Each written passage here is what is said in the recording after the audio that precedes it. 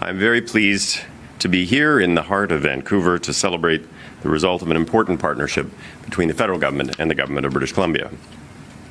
Over the past several months, Canadians have worked in a thoughtful and respectful manner in the fight against COVID-19 by following public health guidelines, taking safety precautions such as physically distancing and wearing a mask. Thanks to those actions, our economies have begun to reopen again, and life is starting to resemble a somewhat new normal. Fighting COVID-19 has always been a Team Canada effort, where federal, provincial, and territorial governments have come together and worked effectively in common cause. I believe it will continue to be one as we move through the relaxation with continued vigilance and eventually into a recovery phase. This approach was reflected in the Safe Restart Agreement that was signed between the federal and provincial governments.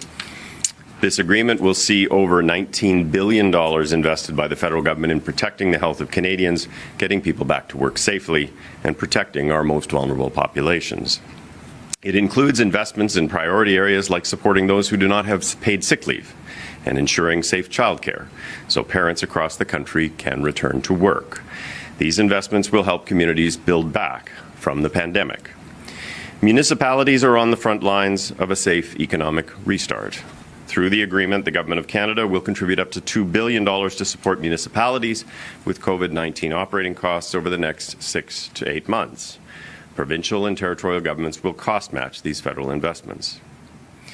Getting to work or picking up groceries for your family in a safe way is critical. Municipalities are hard at work implementing new safety precautions for public transit users, but as we all know, they are also facing financial challenges due to decreased ridership. Public transit must remain a safe, reliable, and affordable way to get around. That is why I am pleased to announce that the governments of Canada and British Columbia are investing more than $1 billion in public transit here in British Columbia.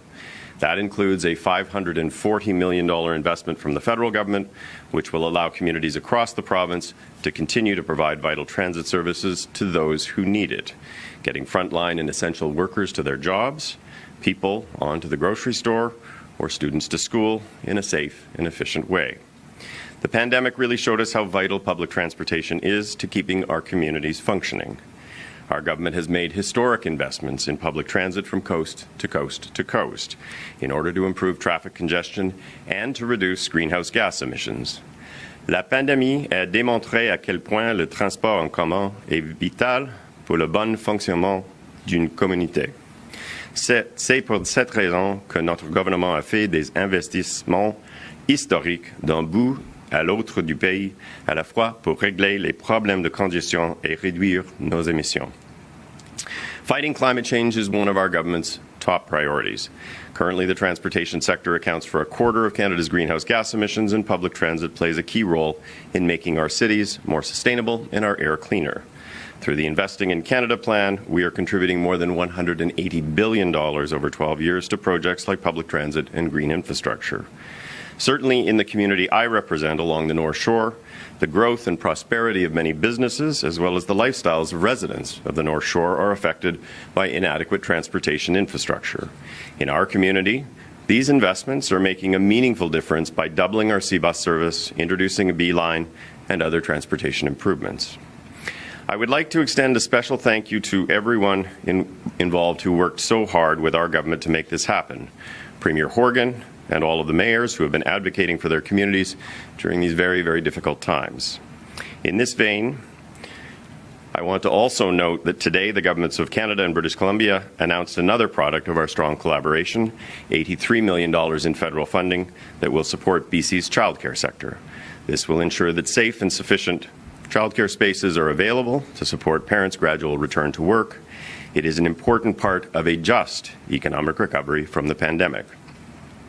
A key element of building back better and stronger will be strong collaboration ongoing with provincial and territorial counterparts, and that's what today's announcement exemplifies. Today, we are working hard to keep Canadians safe and healthy while building a stronger and more resilient Canada for everyone. Thanks to everybody for joining us today, and now I would ask my counterpart, Minister Trevena, to take the podium. Thank you. Thank you very much, Minister Wilkinson, and thank you very much for joining us today. It's an honour here to be on the traditional territory of the Lekwungen peoples in Victoria, the Songhees and Esquimalt First Nations. And I'm pleased to be joined here today by Minister Wilkinson, our federal partner, as well as the senior leadership from the three key public transportation agencies in BC, Kevin Desmond, CEO of TransLink, who's in Vancouver, Erin Pinkerton, the CEO of BC Transit here in Victoria, as well as Mark Collins, the CEO of BC Ferries, also in Victoria. And to start, I'd like to acknowledge their leadership and that of the boards of TransLink, Transit and BC Ferries. And I'd also like to acknowledge all the frontline workers for the work that has been done during these extraordinary circumstances and continues to be done as we move through the pandemic. And I'd also like to thank our federal government partners for their collaboration on this critically important issue. Every part of British Columbia has been impacted by COVID-19. And public transit across the province is no different. We deemed it an essential service because people need to go to work, they need to visit friends, they need to go shopping. And public transit is an integral part of BC's Restart Plan. Our public transit must continue to be strong. The funding announced today demonstrates our commitment to people and to communities right across the province. The impacts on transit have not just been in cities or in certain communities, they have been province-wide. And so is our response today. We are investing more than $1 billion for public transit, cost shared, 50-50, with our federal government partners. For the people and communities of Metro Vancouver, we're announcing a contribution of $644 million for TransLink. For the people and communities outside Metro Vancouver, in more than 130 communities served by BC Transit, $86 million. These funds will support municipalities who receive fare revenue as part of our partnership to deliver BC Transit services. And for the people and communities up and down our coast who rely on the ferry system, there'll be $308 million for BC Ferries. This significant one-time funding will cover the operational losses that have happened to date and the losses we project through the current and next fiscal years. It will ensure service levels for transit and ferries are maintained across the province and that fares remain affordable as part of BC's Restart Plan. The province will formalise the Safe Restart funding relief through contribution agreements with each transportation agencies. These agreements will contain terms and conditions that help ensure the continuation of appropriate and affordable service that people depend upon. This is an unprecedented time. Together, we will continue to build back better by continuing to invest in services like public transit that people rely upon. And with that, I'd like to hand back to MLA Ma, the Parliamentary Secretary for TransLink, to say a couple of words. Thank you so much, Minister. And as somebody who relies on transit quite frequently myself, I agree that these are incredibly important services for people across Metro Vancouver and throughout the province. And that's why since March, our government has been working with TransLink, BC Transit and BC Ferries to ensure that these services continue to run safely and efficiently for the people of British Columbia. Here in Metro Vancouver, TransLink serves 2.5 million people. And while COVID-19 has definitely changed a lot about the way that we live our lives and certainly about the way that we travel, people across the region continue to rely on these services every single day. And in fact, the pandemic has shone a bright light on just how critical these services are. In response to the COVID-19 pandemic, through its Safe Operating Action Plan, TransLink stepped up its cleaning processes, made changes at stations and on vehicles to help with physical distancing, and implemented a mandatory mask policy to ensure that everybody who could wear a mask does so. And with all of the pressures, challenges, and changes, safety and service for people has always come first. Early on, our government identified transit as an essential service. We recognize transit as critical to communities and as vital to restarting our economy.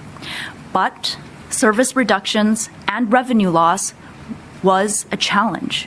And that's why in March, we immediately went to work with TransLink to assess the impact of COVID-19 on their operations and to see how we could help. Our government also strongly advocated on behalf of British Columbians for federal support to maintain transit services for all of the people in this province. And I want very much to thank our federal partners for acknowledging BC's need for transit support during this crisis. I am very grateful for the 50-50 cost-sharing agreement in place today that ensures our transit agencies can continue to serve people across the province. The $644 million investment will mean people will continue to have reliable, efficient, and affordable services well into the future, and it will help support our economic recovery. We are also mindful, however, that there is still a long road ahead of us. And moving forward, it will continue to take a collective, concerted effort to continue to strengthen the economy and ensure services provided by TransLink and other transit systems are maintained.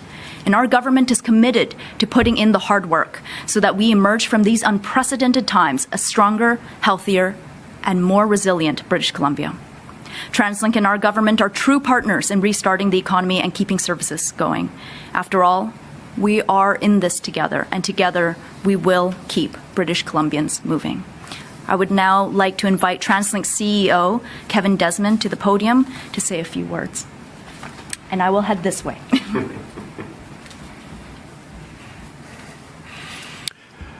Good afternoon, and thank you, Parliamentary Secretary Ma. And a special thanks. I know how much how important mass transit and TransLink is to you, and you're such a good supporter and a great rider of our system. I'd also like to acknowledge that we're meeting today on the unceded traditional territory of the Coast Salish people, specifically the Musqueam, Squamish, and Tsleil-Waututh nations. Can I begin saying that I very much welcome today's funding announcement, and would like to thank our provincial and federal government partners for providing this vitally important funding relief. The $644 million package will greatly assist TransLink by covering the substantial net losses we're currently incurring as a result of the COVID-19 pandemic. The funding recognizes that transit is an essential service that will enable us to continue delivering reliable bus, SkyTrain, West Coast Express, C-Bus, and Handy Dart services for our region to support the British Columbian Safe Restart program, particularly over the coming months as our economy gradually reopens and our customers return to using transit more regularly. The funding also allows us to continue our enhanced public health and safety measures on transit and ensures that we can maintain a state of good repair across our network. That includes transit, roads and bridges, and our active transportation infrastructure that supports pedestrians and cyclists. Today's announcement comes after working very closely with the provincial government through a memorandum of understanding that we executed on June 25th to address the major financial impacts of COVID-19. We, of course, remain in the midst of the pandemic, and the challenges we face are far from over. Our focus remains on the health and safety of our riders and employees as more and more customers return to the system. What is abundantly clear is that we have a senior government partner who understands our needs and the importance of the services TransLink provides to the region.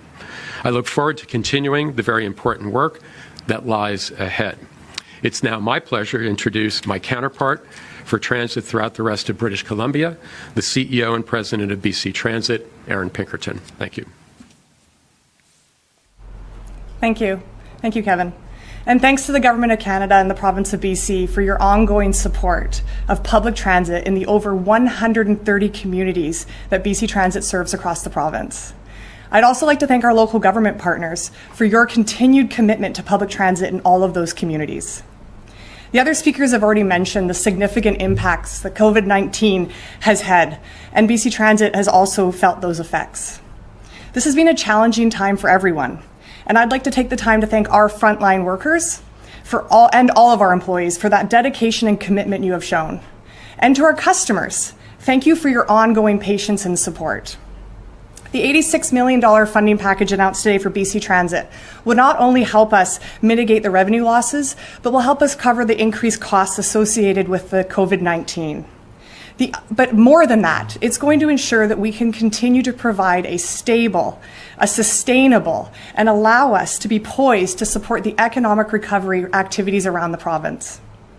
We are proud at BC Transit to play a key role in the province's restart plan, and we look forward to rebuilding our ridership and continuing to provide essential transit services for all of our customers. So on behalf of BC Transit, thank you. And it's my pleasure now to introduce the President and CEO of BC Ferries, Mark Collins.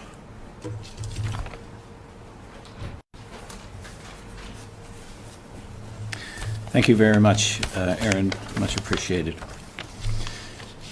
BC Ferries, BC Ferries very much appreciates receiving confirmation from the federal and provincial governments of funds allocated to support ferry services in British Columbia.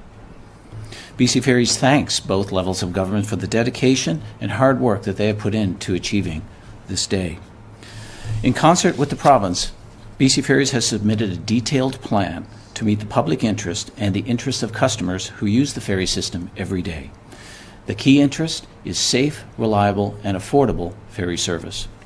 We look forward to working out a formal agreement with the province so we can maximize the benefit of the safe restart funding for all British Columbians. The Safe Restart Funding Program has great potential to assist British Columbians in this difficult time. It will greatly benefit the ferry system and the coastal communities that we serve.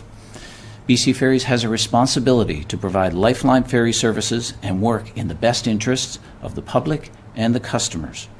This investment in the ferry system ensures commuters get to work, children get to school, visitors get to coastal communities, and goods get to market. Again, we look forward to working with the government to work out the formal agreement. In the meantime, we will keep our focus squarely on safe, affordable, and reliable transportation for all British Columbians. Thank you.